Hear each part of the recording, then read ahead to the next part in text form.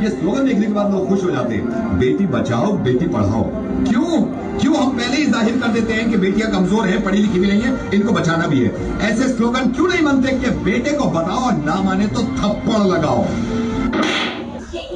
मायम TV मध्ये आपल्या सगळ्यांचं स्वागत आहे। आपल्याबरोबर आहेत पालघरच्या जिल्हाधिकारी इंदुराणी राखडजी। मॅडम, एवढा सुंदर असा प्रोग्राम इथे अरेंज झालेला आहे, तुम्ही हे सगळं प्रोग्राम पाहिलेला आहे, आपल्या या कार्यक्रमाबद्दल काय म्हणता? आपला पालघर येथे शिरगाव बीचला ग्लोबल कोकण फेस्टिवल आयोजित करण्यात आलेला आहे। 18 ते 22 तारखेपर्यंत हा कार्यक्रम आपण आयोजित केला होता। काल उद्घाटन झाला आणि खूप सुंदर असा प्रतिसाद सगळ्यांकडनं मिळतोय। माझी कलेक्टर म्हणून सगळ्यांना आवर्जून एक विनंती आहे की मुंबई MMR चे सर्व रिजनचे लोकांनी इकडे यावा आणि या कार्यक्रमाचा आस्वाद घ्यावा। विशेष म्हणजे इथे निसर्ग, आपले लोकल जे खाद्यपदार्थ आहे, लोकल पर्यटनच्या ज्या गोष्टी आहेत, सर्व गोष्टींचा एक खूप चांगला एक दर्शवणारा एक फळक आपल्याला इथे दिसत आहे आणि सगळे लोक खूप एन्जॉय करतील इथे आल्यानंतर, असं मला नक्की आश्वासन आहे। अशी एखादी गोष्ट वैशिष्ट्यपूर्ण जी तुम्हाला खास आवडली?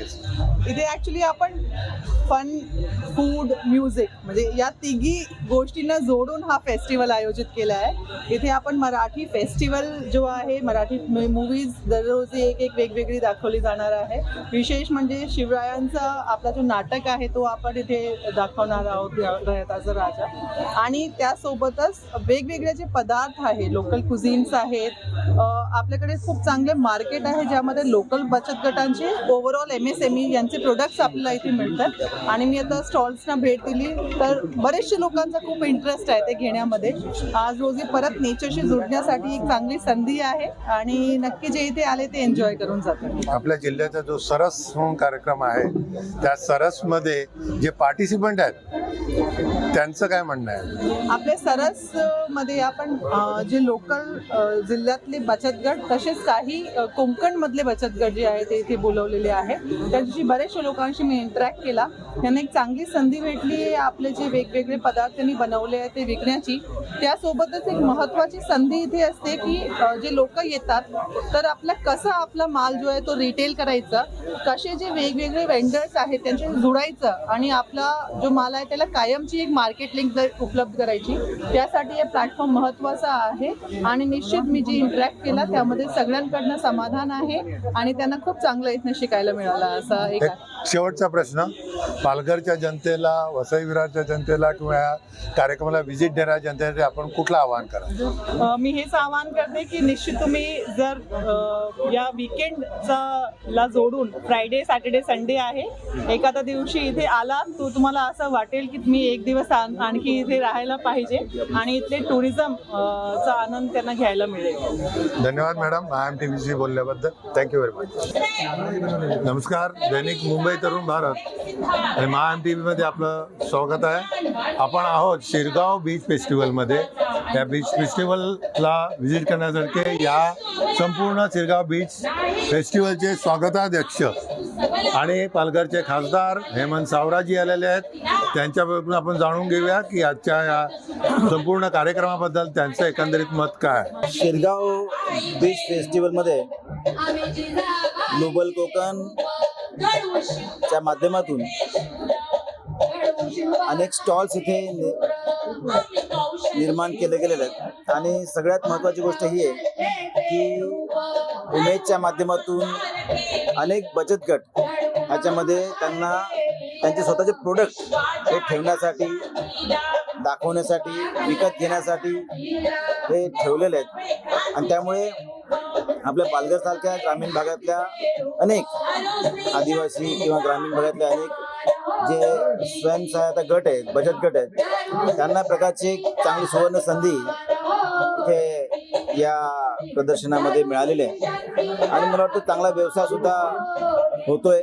काल त्याचं उद्घाटन झालेलं आहे, आजचा दुसरा दिवस आहे आणि सुट्टीचा दिवस असल्यामुळे प्रचंड उत्साहामध्ये सर्वजण पर्यटक इथे येत आहेत, सगळ्या वस्तू बघतायत, खरेदी करतायत आणि एका अर्थाने एक चांगला छोटा मोठा बिझनेस या बचत गटांच्या माध्यमातून होतोय।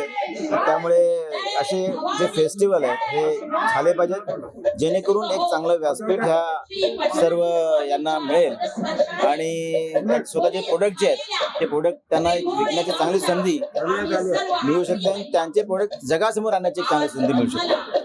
आपण अशा प्रकारचे प्रदर्शनी वरच्यावर झाली पाहिजेत. आपण आवाज ऐकतोच आहे, हे मागच्या बाजूला आदिवासी संस्कृतीबद्दल पोवाडा वगैरे चालू आहे, त्या एकंदरीत माहोल बद्दल किंवा त्या वातावरणाबद्दल तुम्ही काय सांगा? वातावरण अतिशय उत्साहवर्धक आहे, कारण जसं की मौज मजा मस्ती फन आणि त्याबरोबरच कला संस्कृती, घरगुती वापराच्या वस्तू, विविध प्रकारचे खाद्य, डाळी, त्या प्रकारचे प्रोडक्ट्स, कपडे, घरगुती शोभेच्या वस्तू, घरगुती वापराच्या वस्तू, दररोजच्या वापराच्या वस्तू, अशा सगळ्या प्रकारचे स्टॉल्स इथे बघायला मिळतात आणि त्यामुळे एक सर्वार्थाने सर्वसमावेशक असा हा हे प्रदर्शन आहे आणि त्यामुळे शुभेच्छा देतो आणि अशा प्रकारचे कार्यक्रम जास्तीत जास्त झाल्यानंतर निश्चितच अशा प्रकारच्या बऱ्याचशा बचत गटांना याच्यामध्ये संधी मिळू शकते आणि आपला व्यवसाय हा वृद्धिंगत करण्यासाठी एक चांगला फायदा होऊ शकतो. पुढचे 5 दिवस हा कार्यक्रम चालणार आहे, 18 ते 22 तारखेपर्यंत.